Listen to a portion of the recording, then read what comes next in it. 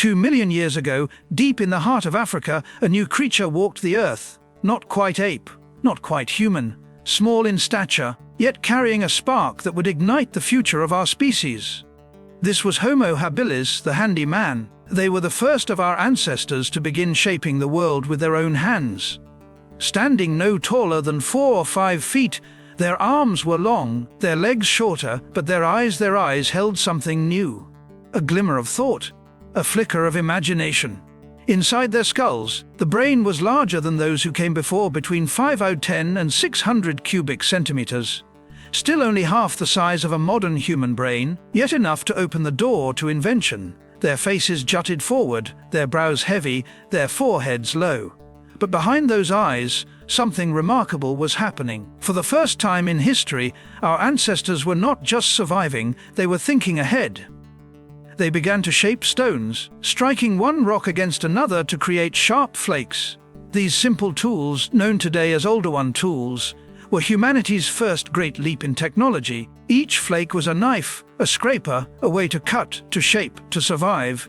They hunted small animals when they could, but more often they gathered berries, fruits, and roots. When predators like lions brought down larger prey, Homo habilis waited until the danger passed, then stepped in to claim what was left. With their stone tools, they cut meat from bone, broke into marrow, and learned from every bite. Life was dangerous.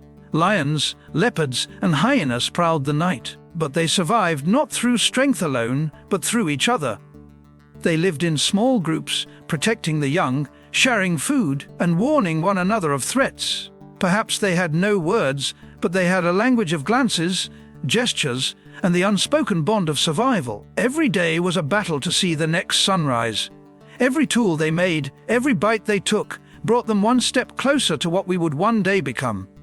One day, this species would vanish, transformed by time into a new human, Homo erectus. But the spark they lit, the spark of invention, would burn for millions of years to come. For millions of years, our early ancestors lived in the shadow of the wild. They scavenged what they could, fought off predators, and relied on instinct to survive. But 2 million years ago, something began to change. Homo habilis, the handy man, did more than live from day to day. They began to shape their world. They took the stones beneath their feet and broke them with purpose. They chipped, they struck, they shaped, creating edges sharp enough to cut through hide and bone. These were the first tools in human history, crude yet revolutionary. A flake of stone could open the skin of an antelope. A sharp edge could scrape the flesh from bone. A heavy core could crush nuts or split open marrow. And with each strike, Homo habilis unlocked new possibilities. For the first time, they could take what the land offered and make it their own.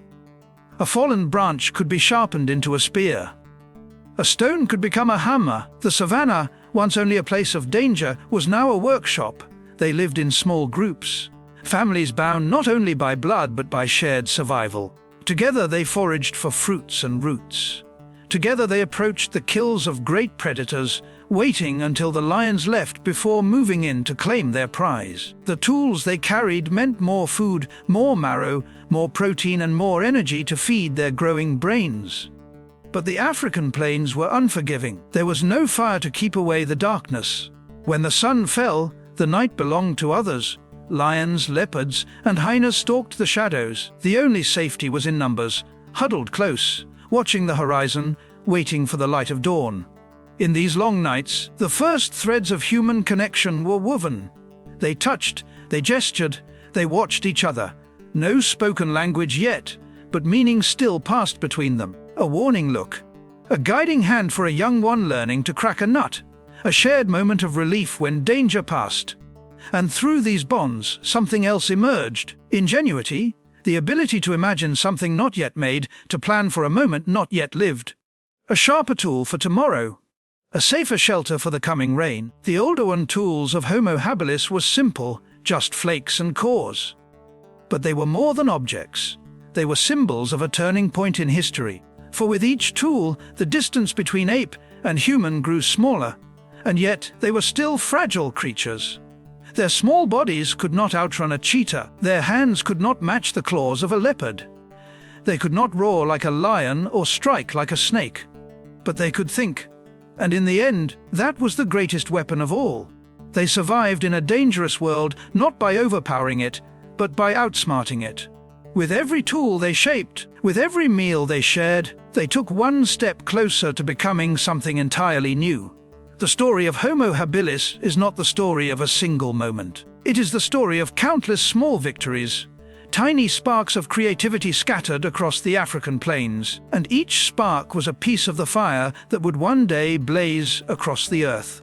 Africa, 2 million years ago, a land of endless horizons where the tall grass ripples like an ocean in the wind, a place where survival is decided each day not by chance, but by instinct and will. For Homo habilis, this was home, a vast savanna dotted with acacia trees, rivers cutting through dusty plains, and the constant rhythm of predator and prey. Here, every sunrise brought opportunity and danger. From the shade of thorn bushes, lions watched with golden eyes.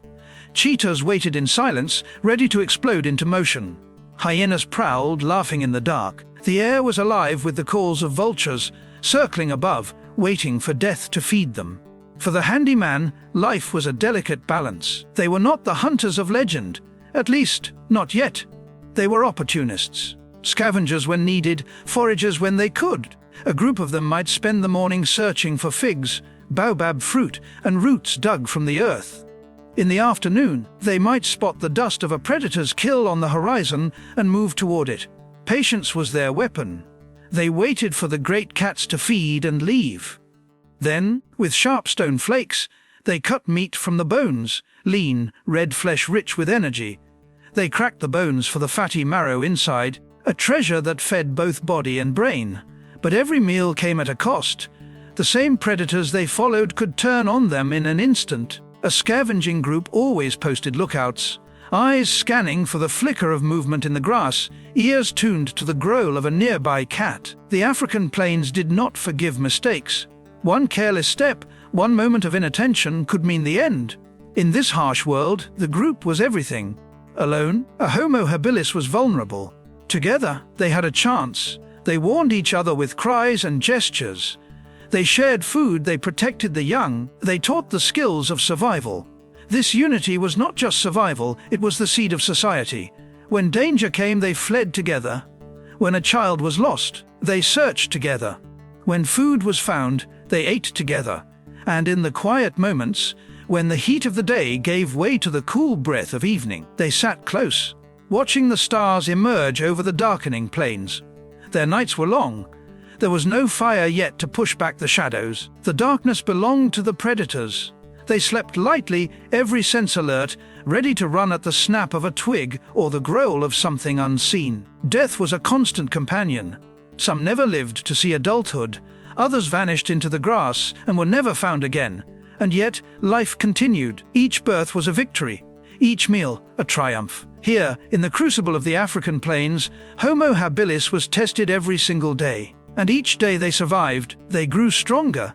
Not in body alone, but in mind. The savannah shaped them. It taught them caution. It taught them patience. It taught them to look beyond the moment and plan for what lay ahead. These lessons would echo through time, carried forward into every human that came after. Because in the struggle between life and death, Homo habilis discovered something far greater. The will to endure. 2 million years ago, under the endless African sky, something invisible yet powerful began to stir.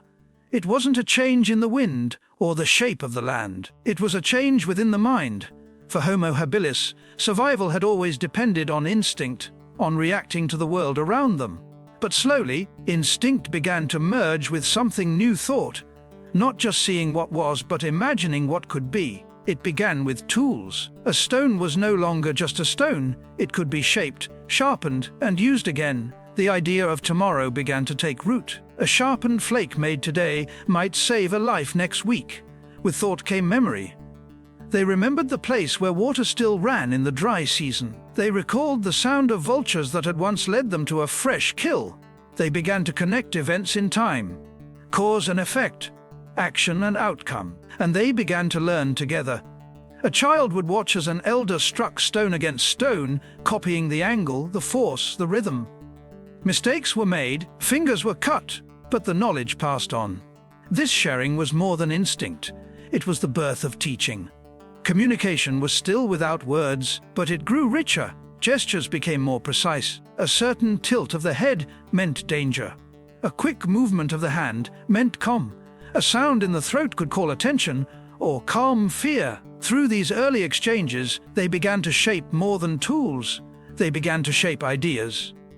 A thought could leave one mind and take root in another. This was the spark that would one day become language.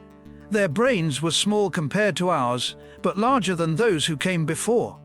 Each bite of marrow, each strip of meat, each shared meal gave them fuel for growth.